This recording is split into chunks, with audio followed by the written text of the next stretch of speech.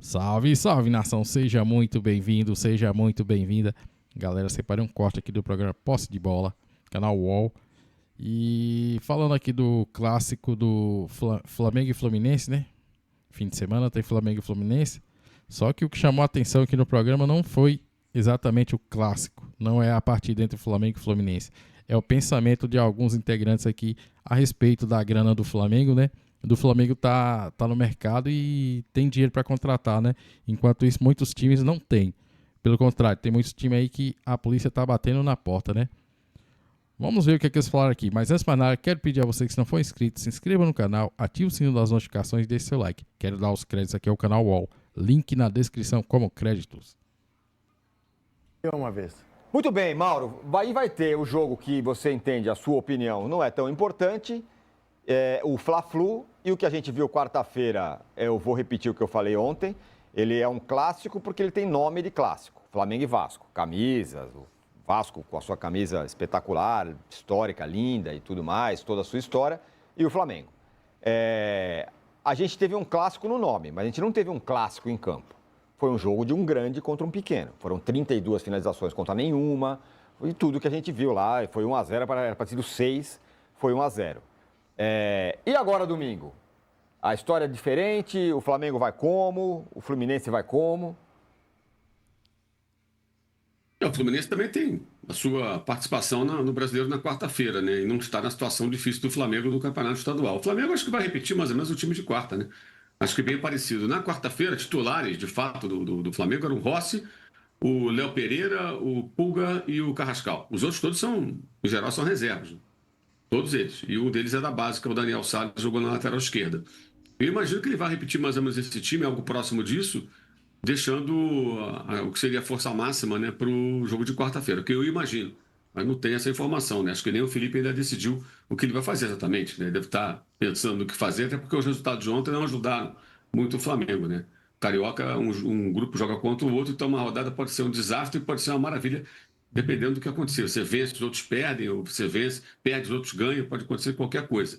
Eu acho que também ali na quarta-feira foram duas finalizações do Vasco, né? Uma não entrou na estatística por impedimento marcado, mas eu acho até que não estava, que foi bola na trave, e a outra é essa do GB, em que ele perdeu o gol. Depois de 32 arremates do Flamengo. Eu acho que também entra muito aí, além da eficiência do Flamengo, o trabalho muito fraco do Fernando Diniz nesse jogo, né? A maneira como o Vasco jogou mal, como o técnico preparou mal sua equipe, o Vasco foi muito mal mesmo. Isso acho que amplificou um pouco aí isso que se viu em campo. E aí tem muita gente que não entende. Viu, o time correu. Cara, o time vai correr. A questão de você antecipar uma programação de estreia de quem está se preparando é que você faz um trabalho de preparação, isso é óbvio, no começo de uma temporada, para dar uma base aos jogadores, uma base física, e depois você faz manutenção disso a temporada inteira. Porque você pode ter no máximo aí, eventualmente, como vai ter a Copa do Mundo, que ele não vai ser convocado, ter um período aí para se recondicionar. Mas muitos jogadores não terão essa chance ao longo do ano inteiro. Então você faz uma base física, prepara adequadamente, estreia na hora certa para você ter manutenção. É o que fazem os times lá da Europa, onde tem pré-temporada de verdade, onde acontece isso. E o Flamengo teve que antecipar. Isso, evidentemente, não foi bom. Eles vão ter que repensar uma série de questões com relação a um jogador ou outro. E não significa que os caras vão ter distensão no meio do jogo. Mas isso pode pesar para o jogo seguinte ou para o outro, daqui a uma semana. Aí não se sabe, vai depender do organismo de cada um. Não era o ideal estrear. Agora o Flamengo tem uma forma de jogar, né? Muito clara, definido, os jogadores conhecem os movimentos e entrou com muito apetite, dominou completamente o Vasco. Os números são assustadores. Os últimos 35 jogos, o Flamengo venceu 20, o Vasco venceu 2. Isso é bizarro. Eu duvido que em qualquer parte do mundo exista uma rivalidade, ou dois rivais do mesmo porte, dois times grandes, né? Porque tem rivalidade que, assim, o tal time é rival do outro, mas um é maior, o outro é menorzinho, não vê tanto como rival. Você pega, até em Manchester. O City ele é um rival do United de pouco tempo atrás, mas historicamente o rival do Manchester United é o Liverpool. Você dificilmente vai encontrar eu duvido que encontre, vai ser muito difícil. E dois rivais que são considerados no seu país times grandes, né, tradicionais, campeões, de enormes torcidas, com uma disparidade dessa. Agora, você falou Fluminense é diferente, o Fluminense encara o Flamengo. Ele perde, ele ganha do Flamengo. Ele ganhou final, duas finais estaduais do Flamengo agora há poucos anos. Ele venceu o último Fla-Flu por 2-1 naquela pataquada do Rossi, ganhou o jogo e jogou melhor. Então é outra história. O Fluminense sempre é diferente, mas eu imagino que o Flamengo joga com um time parecido. Eu tenho ficado espantado um pouco, Tironi, com algumas sugestões estapafúrdias que nascem a partir desse imaginário domínio do Flamengo, que você repete toda hora. Que ele, na verdade, não existe. O Flamengo ganhou os 2 campeonatos ano passado, mais importantes, mas ele não ganhava o Brasileiro há alguns anos, ele não ganha a Libertadores todo ano. Não é assim. Ele faz fases de grupo da Libertadores ruins, corre risco de rebaixamento. O Flamengo pode ser que venha a ser dominante, não sei se vai ser, mas ele não é tão dominante assim como você fala. Tá? Ele está numa fase muito boa, ele pode até conseguir chegar nesse patamar, mas não chegou. Mas o que me espanta é que surge uma preocupação com relação a esse possível domínio. E essa preocupação, em outros momentos de domínio de outras equipes, outros clubes, ela não existia. Ela não existia. Nos tempos do domínio do São Paulo, do Corinthians, do Palmeiras, da Parmalat, por exemplo, não existia.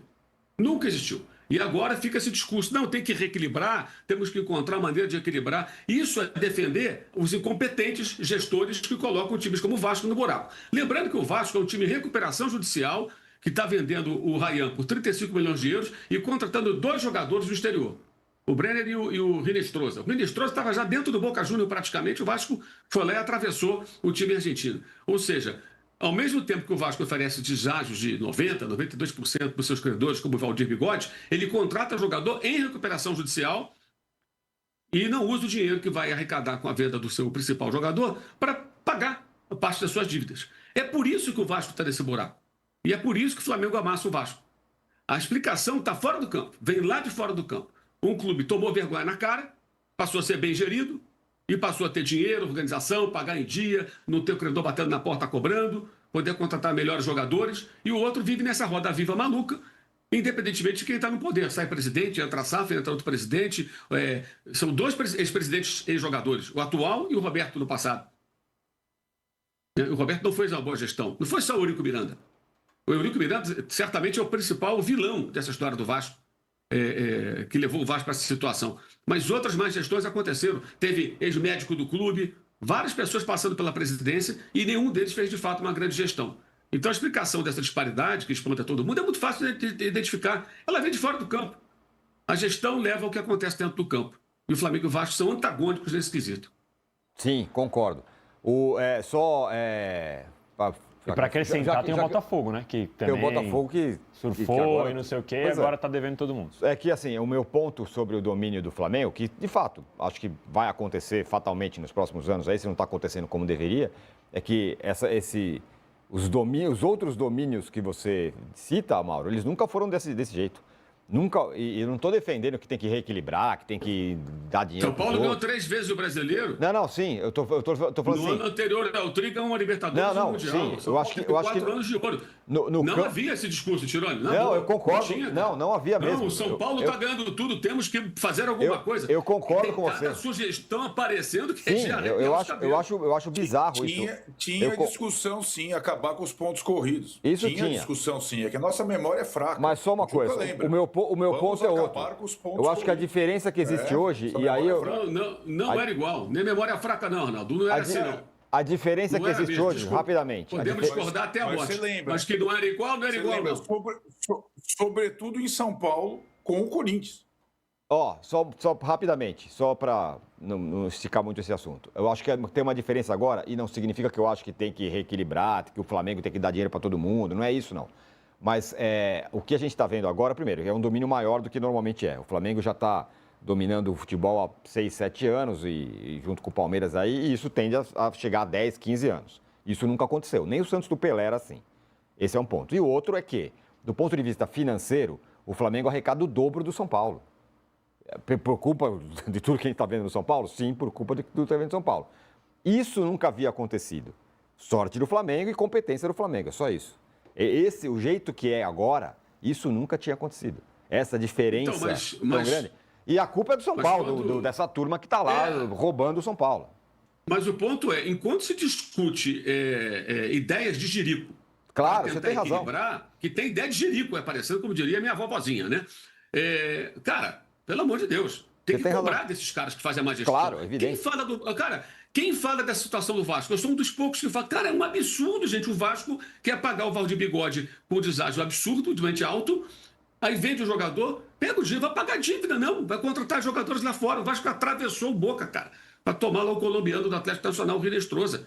Então o Vasco vai no mercado e não arruma nada. Perde final para o Corinthians, toma sacode do Flamengo, já tomou de 6-1 do Flamengo. Não adianta, porque isso não vai resolver. Então essa má gestão explica o que acontece no campo. Perfeito. Aí fica todo mundo espantado, mas aí a explicação é muito simples, muito fácil de enxergar o porquê disso tudo. Mas eu acho que a grande novidade, Tironi, e que talvez encaminhe soluções, é que, enfim, o Ministério Público, a polícia, né? Está entrando, Está entrando. Entrou no Inter, prendeu o presidente, né? Entrou no Corinthians, está ameaçando prender presidentes no São Paulo. Né? Quem sabe a solução venha por esses instrumentos. Outra coisa que vai ajudar é o fair play. Danilo. Não, outra coisa que vai ajudar é o fair play também. Porque, querendo ou não, agora a gente vai ter uma regra. Eu sei. Ainda tem brechas, Eu sei, mas Danilo. de qualquer jeito você tem que cumprir algumas Danilo, aí é que tá, eu adoraria, tomara que você tenha razão. Você acha que vai falhar o fair play? Por que você acha que vai acontecer? Porque já teve. Eu acho que CBF não vai punir clube algum. Vai sempre achar um jeito de empurrar com a barriga, dizer que então não começa esse ano, mas no outro ano nós seremos Como inflexíveis. foi o semiautomático. Não vai ser mais na primeira rodada. Isso. Aí muda o presidente na CBF, faz um novo acordo. Eu não acredito que... Bom, eu vou ser menos pessimista. Eu não acredito que eu veja fair play financeiro no Brasil. Acho que você poderá ver. Trajano, você voltou. Bom, tá aí, né, pessoal? Agora você vê, né? O Flamengo teve a coragem de arrumar a casa, né? Lá atrás, o Flamengo era zoado por todo mundo. Era o Cheirinho, era o Mulambo. Todo mundo tirava com o Flamengo.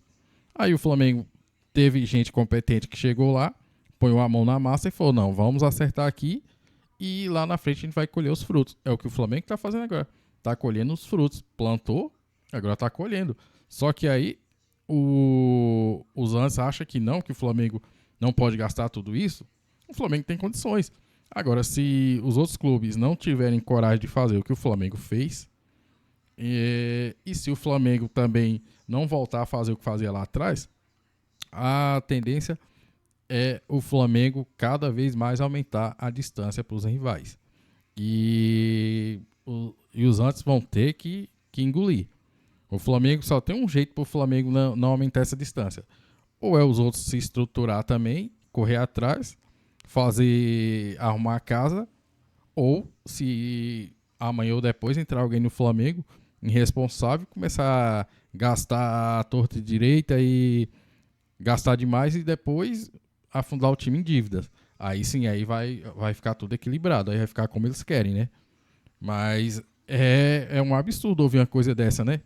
O Flamengo tem que ser, não é punido, né? Mas o Flamengo não poder gastar, não ter essa distância, porque os outros não têm condições de chegar aonde o Flamengo chegou. Bom, mas esse ainda bem que o Mauro tá lá, o Mauro rebateu, né? Mas é isso aí. Espero que tenham gostado do vídeo. Se gostou, deixe seu like, se inscreva no canal e ative o sininho das notificações. Até o próximo vídeo. Saudações rubro-negras.